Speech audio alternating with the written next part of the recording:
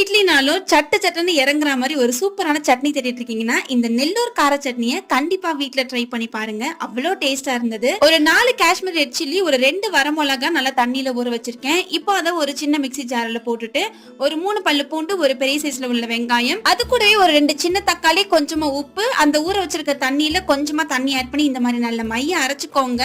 இப்போ இதை செய்யறதுக்கு ஒரு சின்ன பாத்திரத்தை சூடு பண்ணிட்டு இப்போ எண்ணெய், கடுகு, உளுத்தம் பருப்பு போட்டு நல்லா பொரிஞ்சதுக்கு அப்புறம் நம்ம அரைச்சு வச்சிருக்க இந்த சட்னியை இப்ப இந்த எண்ணெயில ஆட் பண்ணிட்டு ஒரு 15 மினிட்ஸ்க்கு மீடியமான ஹீட்ல நல்லா வந்து இந்த பச்சை வாசனை எல்லாம் போற வரைக்கும் நல்லா மிக்ஸ் பண்ணி கொடுத்துக்கலாம். இப்போ இது ஒரு கொதி வந்ததுக்கு அப்புறம் ஒரு 1.5 டீஸ்பூன் அளவுக்கு ஒயிட் சுகர் ஆட் பண்ணி இதையும் வந்து நல்லா மிக்ஸ் கொடுத்துக்கிறேன். அகைன் ஒரு 5 மினிட்ஸ்க்கு இந்த மாதிரி நல்லா கொதி வர விட்டு எடுத்தீங்கன்னா ரொம்பவே டேஸ்டியான நெல்லூர் கார சட்னி ரெடி ஆயிடுச்சுங்க. உங்களுக்கு காரத்துக்கு தகுந்த மாதிரி வரமிளகா ஆட் பண்ணிக்கோங்க.